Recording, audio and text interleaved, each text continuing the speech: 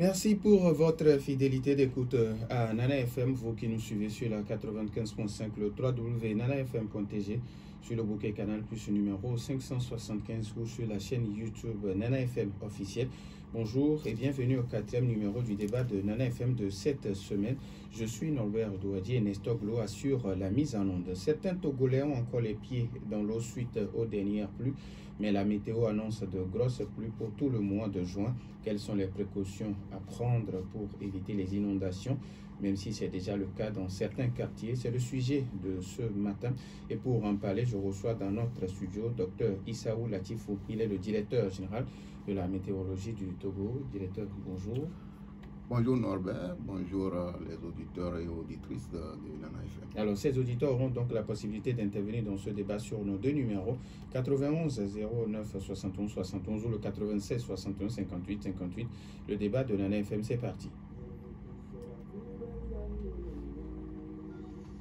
Une fois encore, merci pour votre fidélité d'écoute à Nana FM. Alors, directeur, je le disais dans le journal que hier, c'était la journée internationale de l'environnement. Peut-être vous avez un message à l'endroit des Togolais par rapport à cette journée. Oui, le message, c'est pour dire que vraiment, actuellement, nous sommes dans un contexte de mutation climatique, de telle manière que l'environnement est impacté. Donc, pour essayer de pouvoir trouver des solutions et réduire certains effets néfastes des changements climatiques, il a été instauré au niveau international la journée du 5 juin comme journée mondiale de l'environnement. Donc je pense que des actions doivent être menées pour pouvoir préserver notre environnement, pour pouvoir diminuer, réduire les effets, surtout des actions anthropiques sur l'environnement, et préserver à travers les reboisements, à travers des actions phares pour essayer de préserver notre environnement. Alors, docteur, comment expliquer que les pluies de maintenant s'accompagnent de vents violents? Est-ce qu'il faut dire que ce sont les effets du changement climatique? Oui, on peut quelque part lier ça aux effets du changement climatique. Et il faut le rappeler qu'au niveau de notre sous-région ouest africaine, en période surtout de fin mai, le mois de juin, nous avions ce que nous appelons le déplacement des systèmes de grains. Actuellement, nous sommes en train de même suivre un système qui est en train de se déplacer, qui est au centre du Nigeria, qui se déplace, et on est en train de le suivre. Et probablement, en début d'après-midi, on va pouvoir enregistrer certaines pluies au niveau de notre pays. Donc, ce sont ces lignes de grains qui entraînent ce que nous appelons des vents forts et des précipitations abondantes. Donc, ces lignes de grains proviennent de quoi? Ça provient surtout de la rencontre de deux vents de nature différente. Donc, les vents humides et les vents secs. Et au cours de leur rencontre, il y a ce que nous appelons une turbulence, une ascension. Et dans l'ascension, il y a toujours ce que nous appelons l'existence des vents forts.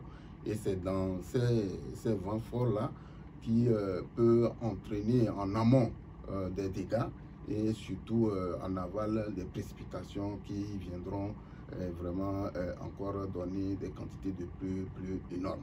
Donc c'est ce qui explique vraiment les vents forts que nous enregistrons à travers les dernières pluies qu'on a enregistrées. Et la période à laquelle on enregistre ces pluies-là, c'est de fin mai et tout le mois de juin. À partir du mois de juillet, on va commencer par enregistrer des pluies faibles, des pluies continues, des pluies intermittentes qui ne sont pas vraiment accompagnées de vent. Et ces pluies-là sont dues à ce que nous appelons des formations locales.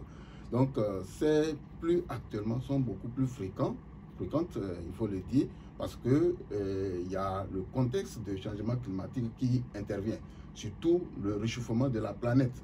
Vous n'êtes pas sans savoir que quand on parle de la condensation, formation des nuages, à la base, surtout dans la basse couche que nous appelons la troposphère, donc dans cette troposphère, il y a ce que nous appelons la chaleur.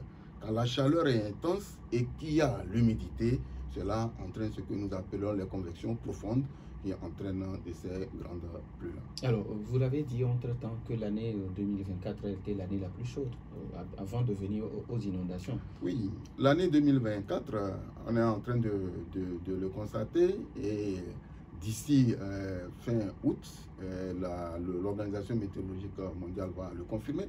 Parce que cette année, on a eu deux phénomènes qui se sont couplés.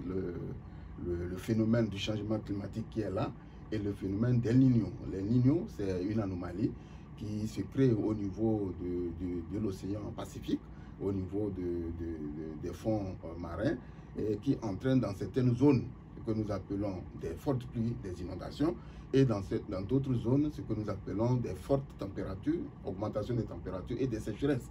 Donc au niveau de nous, notre sous-région ouest africaine, nous avions enregistré des températures plus élevées au niveau du Sahel et même au niveau de nous, notre pays, dans le nord, dans les savanes, à Mango et puis à Mandouri, on a enregistré des températures les plus élevées.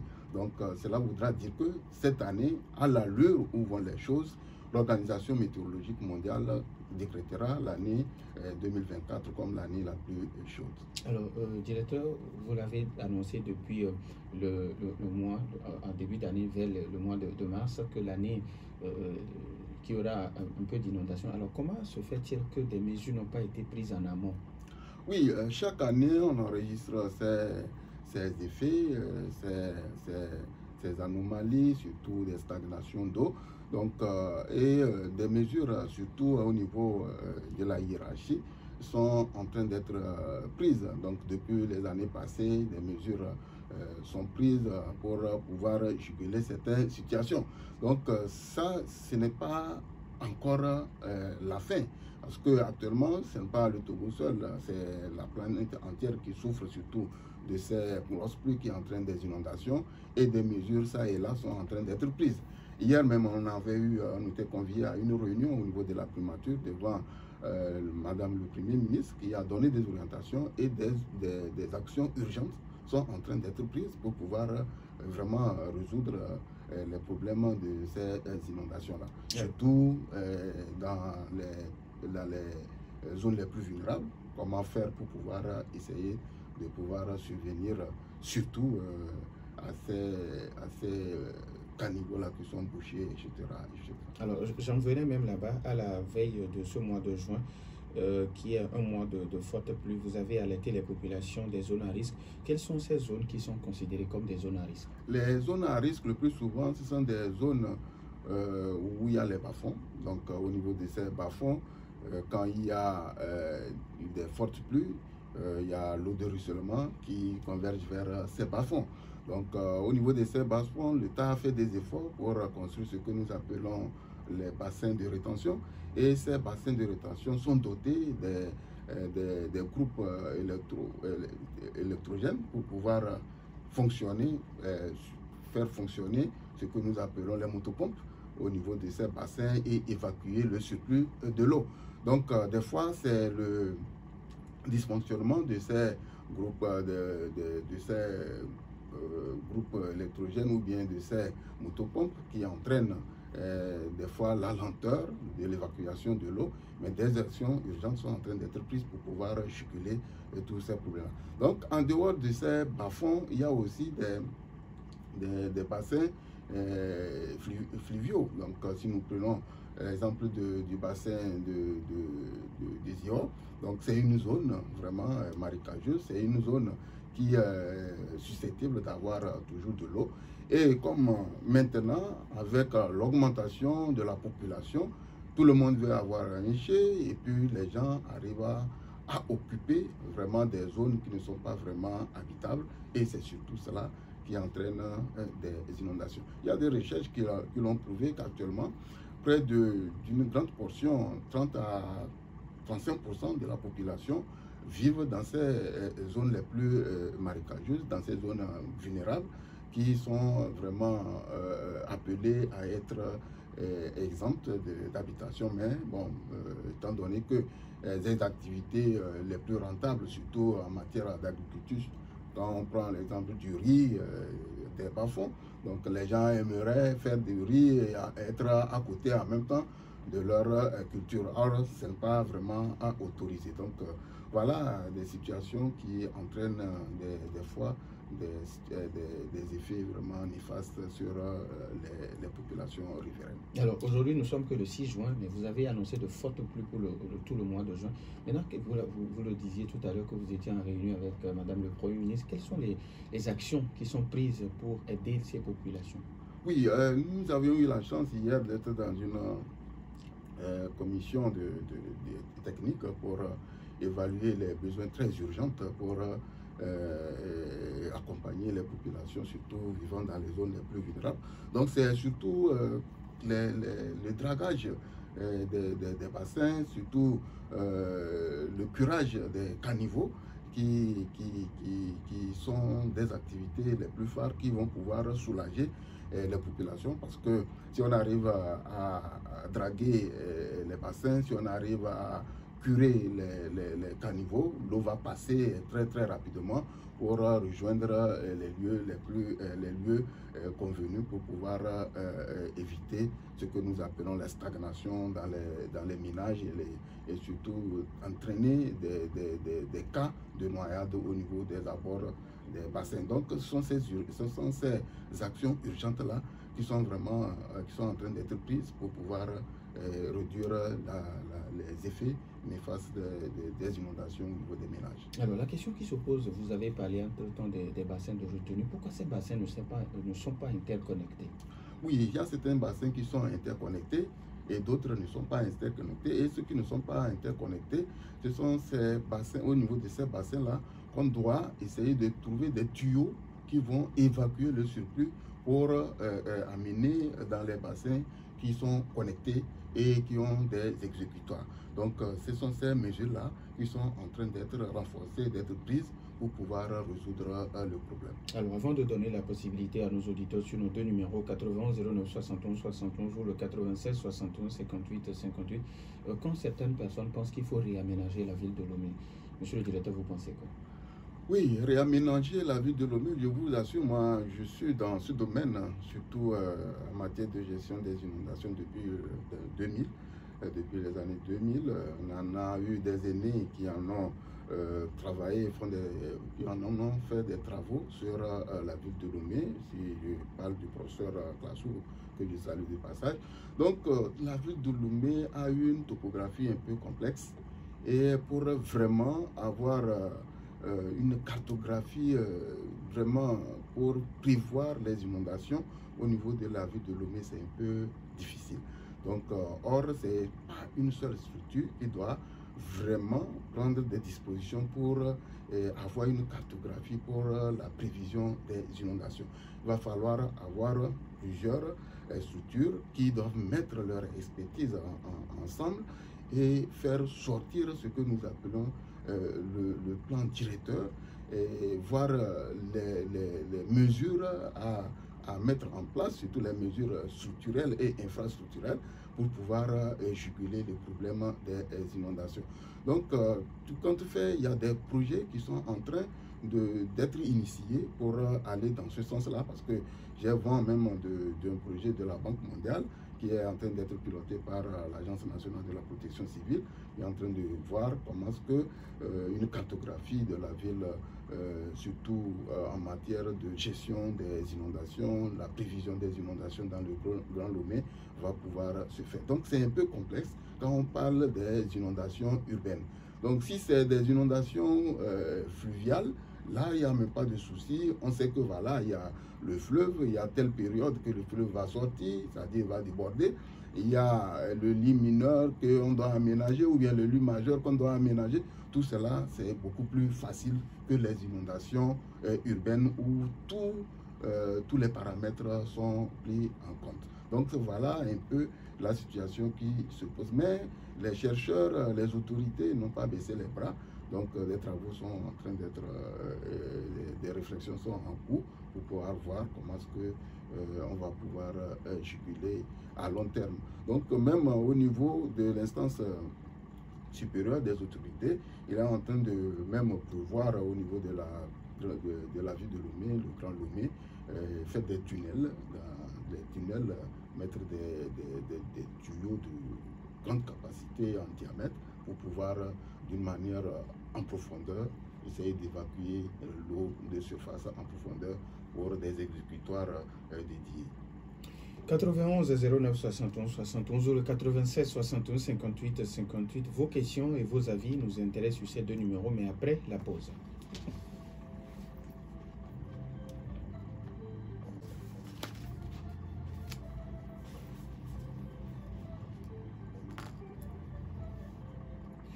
Retour dans les studios de Nana FM 91 09 71 71 ou le 96 61 58 58. Nous avons un premier auditeur en ligne. Nana FM, allô?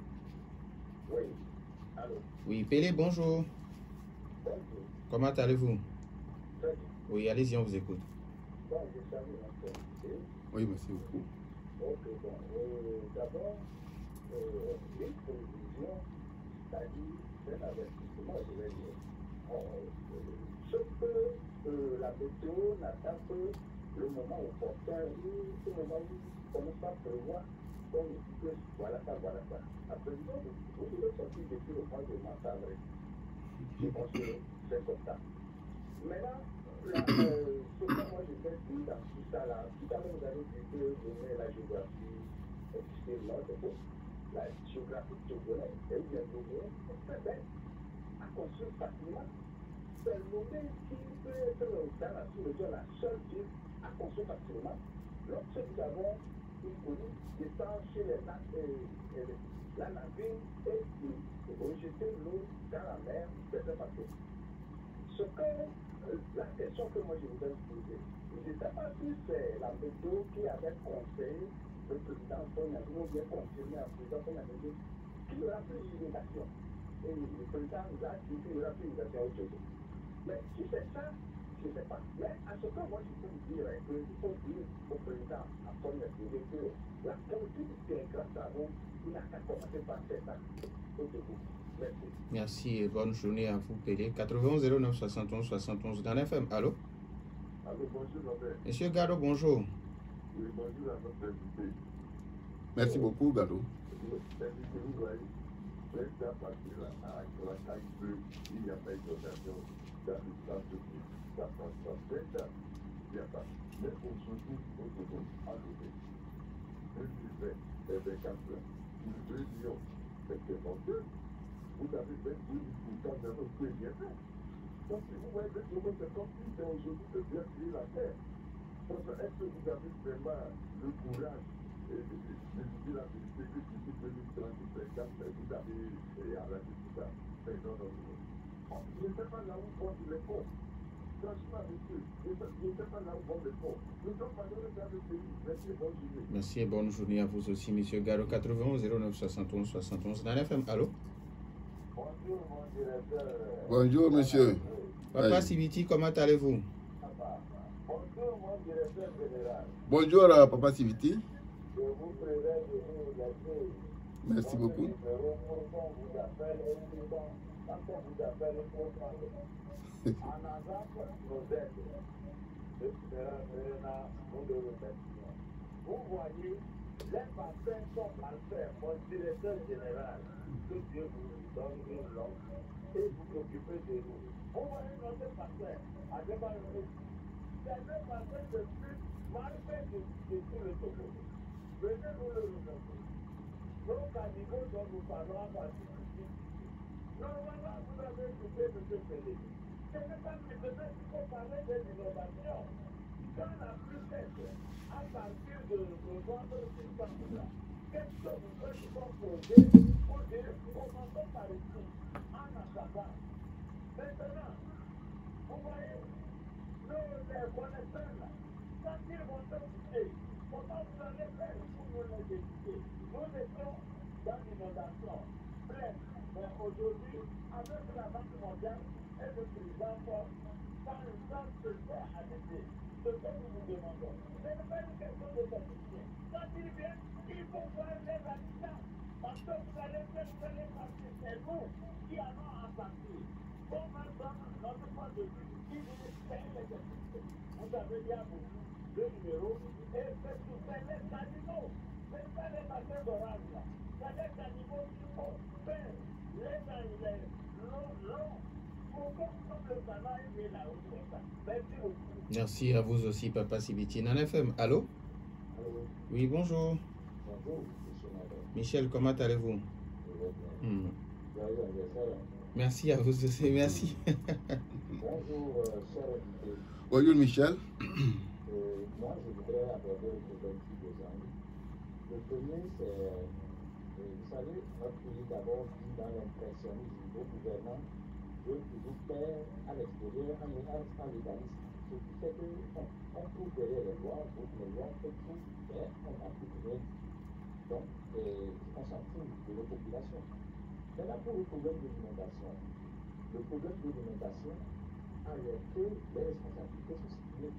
Au départ, les gens construisent à des endroits où tout le monde n'avait pas compris, alors que là-bas, c'est un bassin.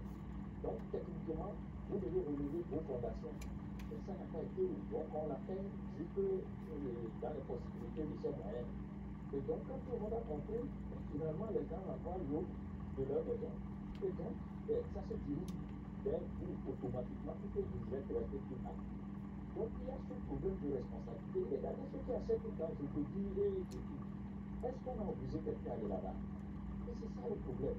Maintenant, au niveau de l'État, si ce problème est ainsi créé, qu'est-ce qu'il faut faire? La meilleure solution pour l'aider, c'est de créer l'eau. Et puis, le début qu'on fait au bord des routes, en disant qu'on fait des débits, est-ce que ce sont des débits? Ça, on dit que non, les gens versent des eaux. Non. C'est la pluie même qui refait ces débits-là à travers l'eau qui est chargée de tout.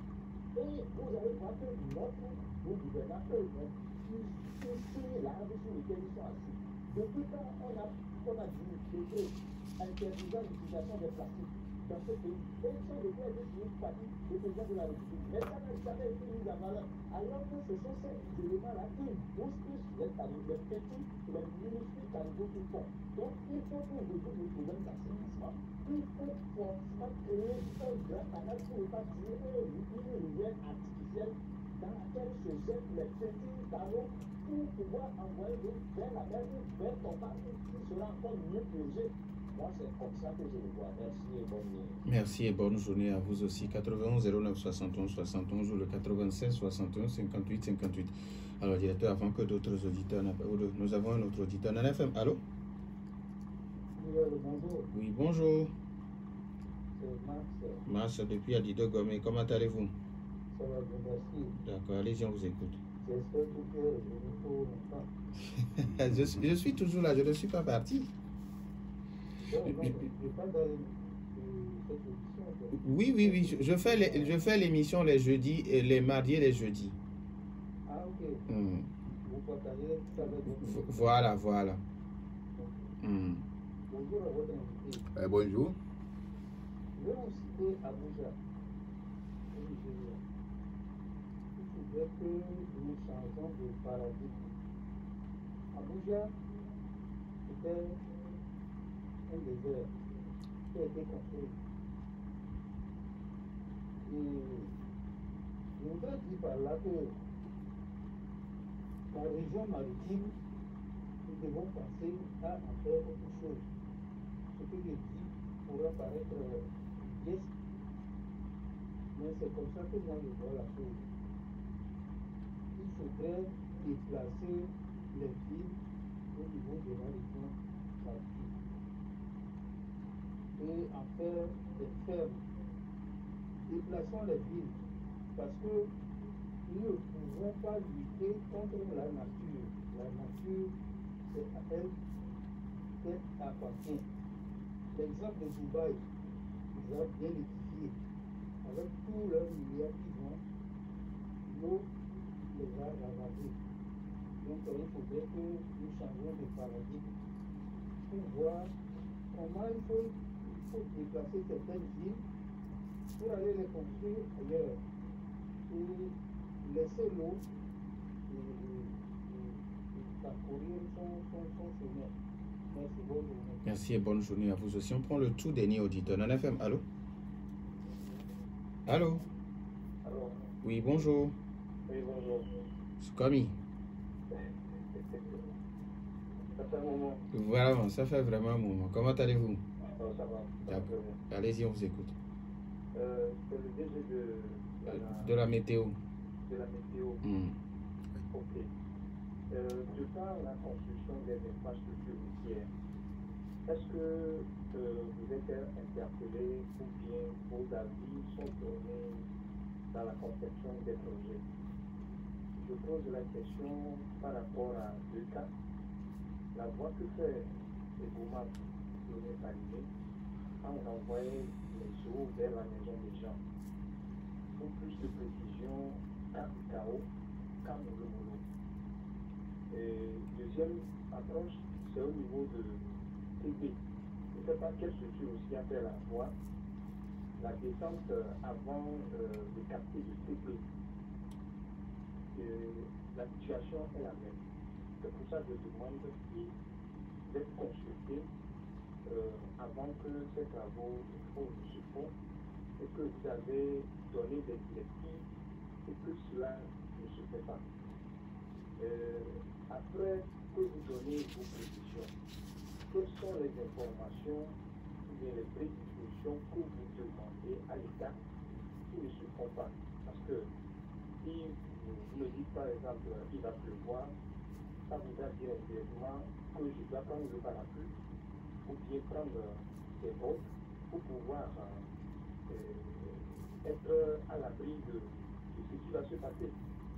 Quand vous finissez les prévisions, quelles sont les dispositions que vous donnez à l'État que l'État doit normalement faire? Et pour finir, de par les constructions que nous avons, surtout la question des égouts, ce qui se passe, est-ce que c'est faute d'argent, c'est faute d'ingénieurs, faute de volonté politique? Qu'est-ce qui bloque pour que le mai, moi je ne parle plus de ces nouveaux quartiers qui se font, les anciens quartiers qui sont noyés dans l'eau. Merci et bonne journée à vous. Alors, directeur, je pense qu'on ne va plus prendre du temps, on va vous donner la possibilité de répondre aux questions et aux préoccupations des uns et des autres. Je ne sais pas si vous voulez commencer avec le premier ou avec le dernier. D'accord. Voilà. Oui. Donc, merci beaucoup, Norbert. Donc, il faut le dire, promis, merci beaucoup pour votre intervention par rapport aux constructions des routes. Oui, bien sûr, certaines entreprises viennent à notre disposition pour des informations, pour des données, pour avoir des seuils, peut-être des quantités d'eau journalière ou bien des quantités d'eau annuelles pour pouvoir caler par rapport à tout ce qu'ils font comme étude de faisabilité en amont. Mais bon, il faut le dire, il y a certains qui s'en passent, ils ne viennent pas et puis ils font de ces genres de travaux, surtout au niveau des grands travaux de conception, des bassins, des grandes routes, etc. etc. Donc c'est l'occasion pour vraiment interpeller ces entreprises, de vraiment faire un tour à la météo pour pouvoir avoir ce genre d'informations qui vont les permettre de pouvoir faire des ouvrages d'art beaucoup plus résistants pour les années à venir. Voilà, des dispositions prises après nos prévisions, bien sûr. À des moments, nous donnons des orientations et il y a même des feedbacks qui nous reviennent par rapport à tout ce que nous faisons comme prévision. Donc, au niveau de l'État, voilà, l'État au niveau de notre pays et par rapport à nos informations, c'est l'Agence nationale de la protection civile qui est beaucoup plus dédiée et donner des informations beaucoup plus au niveau de leurs antennes et vraiment permettre à la population de pouvoir prendre des mesures pour permettre à ce que des effets néfastes ne soient enregistrés. Même hier, dans notre discussion, Madame le Premier ministre l'a rappelé. Actuellement, on se réjouit de ne pas enregistrer des situations drastiques, surtout avec des morts d'hommes, comme dans les autres pays ou même dans les pays européens. Hier même, on en a enregistré des inondations en Allemagne qui ont coûté la vie de 5 personnes. Donc il va falloir dire que voilà, des dispositions sont données, des orientations sont données au niveau de ces institutions de l'État. Et des constructions des égouts, bon, je ne suis pas vraiment bien placé pour aller en détail dans cette mesure-là, mais je sais que il y a le ministère de l'assainissement, voilà, la direction de l'assainissement, l'urbanisme qui gère beaucoup plus, et puis la NPC intervient beaucoup plus dans la gestion de ces infrastructures-là. Alors, quand Mars Dadido Gomez vous demande de déplacer les villes. Je ne sais pas ce que vous pensez. Oui, ça c'est des grandes visions, c'est des grands travaux. Ça c'est une décision politique. Donc je pense que nous en tant que techniciens, on n'a pas vraiment des mots à suggérer là-dedans. Donc si la vision de l'État estime que voilà, compte tenu des problèmes de gestion interminable des inondations dans la ville de Lomé, il faut déplacer la ville de Lomé pour amener un peu plus sur un socle beaucoup plus qui ne prête pas trop à cette stagnation d'eau. Bon, c'est une décision politique. Alors, mais quand il pense que nous ne pouvons pas lutter contre la nature, vous êtes d'accord avec lui? Oui, ça c'est vraiment indiscutable. On ne peut jamais discuter et on ne peut jamais lutter contre la nature. Donc les pays même nantis, si nous prenons l'exemple de Katrina qui a dévasté l'Est des États-Unis en 2005, malgré les moyens que ce pays avait, il voyait l'ouragan, il voyait ces cyclones-là venir, mais il ne pouvait pas l'intercepter. Donc c'est très difficile pour qu'on puisse, mais on peut prendre des dispositions pour minimiser les conséquences négatives. Michel qui pense que les responsabilités sont situées surtout oui, au niveau de l'inondation. C'est très partagé au niveau de plusieurs structures. Donc je pense qu'à chacun de faire sa part au niveau de son secteur. Donc à notre niveau, nous sommes en train de faire notre part. Donc nous faisons des prévisions et actuellement nous arrivons à envoyer des alertes à 2 heures avant que le phénomène n'arrive. Ça permet à tout le monde. Et c'est ça même qui a entraîné de limiter vraiment des effets très drastiques, surtout en ce qui concerne les victimes, les morts d'hommes. Donc actuellement, les gens prennent déjà des dispositions, ils mettent en lieu sûr les enfants, ils mettent en lieu sûr les effets très importants avant de vraiment que la pluie n'arrive. Alors, Papa Sibiti qui pense, et puis y appeler également, qu'il y a manque de communication, surtout au niveau de la météo. Manque de communication, Parce qu'il faut commencer déjà à partir de novembre, il ne faut pas attendre vers le début de l'année voilà, pour commencer. Je pense que la structure qui communique le plus, c'est la météo. Et vous pouvez le constater, chaque année, en début de saison, au niveau de la zone climatique nord comme au niveau de la zone climatique sud, nous convions nos résultats à une conférence de presse. Et après la conférence de presse, nous organisions des ateliers au niveau de chaque zone. Si c'est la zone nord, on organise des ateliers. C'est la zone sud, on organise des ateliers pour mettre à la disposition de la population les prévisions, c'est-à-dire la tendance de la saison. Donc, je pense que sur ce volet, ce n'est pas encore ça, mais on a déjà fait un grand pas. Et c'est le cas actuellement. Depuis 2 semaines, nous sommes sur les médias. Mes collaborateurs sont allés, un de mes collaborateurs était ici la dernière fois. Le lundi. Voilà, donc ils étaient sur les autres radios et même demain, samedi, il doit y avoir aussi un de mes collaborateurs qui sera au niveau de vos confrères de radio Lomé. Donc il y avait aussi une équipe qui est descendue tout récemment du Grand Nord. C'est cette communication-là au niveau des radios rurales, financée, accompagnée par le projet du programme de résilience du système alimentaire qu'on appelle FSRP. Donc cela voudrait dire qu'on est en train, on communique à travers nos canaux de diffusion. Il y a les réseaux sociaux, il y a notre site web www.anamet-togo.com. Il y a les bulletins que nous diffusons sur la radio Lomé, Kara et d'autres radios locales qui relaient l'information et même en langue dans les radios locales. Donc la plupart des radios, par rapport à nos alertes que nous balançons, ils disent ça, ils donnent ça en langue et ça permet à ce que la population puisse prendre des dispositions. Donc c'est pour dire que en amont même, toute la tendance de la saison est déjà donnée et ceux qui s'intéressent, la plupart utilisent ces informations et des témoignages font légion, on en a eu qui ont utilisé les informations météo et dont ils ont eu des rendements positifs. Alors, Papa Sibiti qui vous demande de demander à vos techniciens de travailler avec les riverains au lieu de se prendre en compte.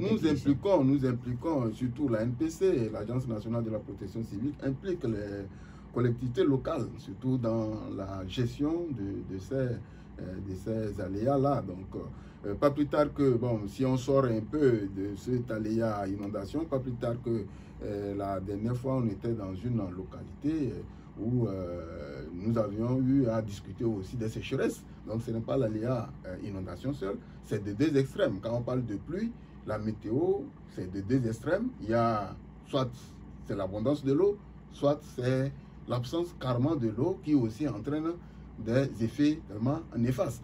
Donc, sur ces deux aléas et en plus des vents forts, actuellement, c'est les trois aléas qu'au niveau national, on est en train de gérer. Donc, on implique fortement les collectivités locales et certains, au niveau de certains, la mayonnaise prend parce que si vous voyez dans la ville de Lomé, il y a certaines communes qui arrivent à gérer à travers leur budget propre le curage des caniveaux. Donc, les autres aussi peuvent en faire, mais tout compte fait, l'État et surtout la structure mère qui est la NPC qui coordonne les travaux et puis la NASA essaie d'appuyer ces communes-là pour pouvoir juguler le problème. Alors, M. Gado qui vous demande, est-ce que d'ici 2030, nous pouvons juguler ce problème d'inondation? Bien sûr, si des mesures fortes sont prises, hein, il y a des mesures à long terme que nous sommes en train de mijoter au niveau de notre pays. Donc, je suis en train de parler des grands tunnels, ça peut se faire, et à des horizons les plus d'ici 30 ans, ou bien d'ici 2030, 2050, des décisions fortes seront prises.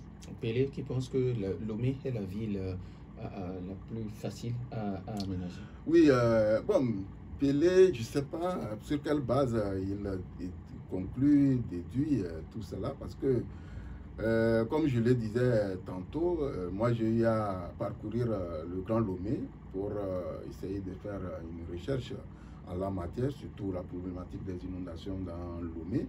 Donc, j'ai eu à faire des prélèvements, j'ai eu à travailler sur la texture et la structure du sol. Donc, c'est ça qui nous a amené à pouvoir dire que voilà, déjà un seuil de 50 mm peut entraîner des stagnations d'eau par endroit. Donc, cela voudra dire que s'il y a une pluie et dont la quantité dépasse 50 mm, il faut commencer par s'inquiéter parce qu'on doit avoir des stagnations. Et quand il y a des stagnations, l'eau de ruissellement doit aller quelque part. Ça, c'est inévitable. Si vous occupez là où l'eau doit rester, donc c'est vous qui serez dans l'eau. Donc c'est ça qu'il faut essayer d'éviter. Les gens occupent les endroits où l'eau devrait se loger. Donc maintenant, l'eau doit trouver toujours un passage. Si toi tu as occupé son passage, donc cela voudra dire que tu dois avoir affaire avec cette eau-là. Donc c'est le lieu ici de pouvoir dire la topographie de la ville de... Bien sûr, si on met des grands moyens pour pouvoir essayer de penser à cette gestion, on va pouvoir arriver, mais dire que voilà, c'est la ville la plus facile pour pouvoir... Donc bon, je ne sais pas sur quelle base, sur quelle étude il a pu conclure ces propos-là. Alors, directeur, quelles sont les précautions que les populations devront prendre pour éviter les dégâts lors de ces fortes pluies, surtout celles qui sont accompagnées de vents violents? Oui, des vents violents, on le dit, hein, à tout moment, nous balançons nos prévisions. Il va falloir que les gens puissent vraiment écouter, suivre ces prévisions et vraiment prendre des dispositions pour mettre à lieu sur ce que nous appelons leurs outils tellement importants. Pour protéger les personnes âgées, les enfants, les personnes, en bref, les personnes vulnérables, pour que des cas extrêmes ne surviennent. Et il va falloir aussi ceux qui sont aux abords des cours d'eau ou bien aux abords des bas-fonds et qui savent que voilà, ils ont dos au mur et qu'ils doivent être impactés, ils doivent être inondés, c'est une période, hein. Ils peuvent essayer de migrer, c'est-à-dire quitter l'endroit, aller ailleurs, et quand la saison favorable va revenir, ils peuvent revenir occuper leur endroit. Et même ce que nous souhaitons, s'ils trouvent mieux ailleurs, qu'ils puissent partir définitivement, et c'est encore mieux.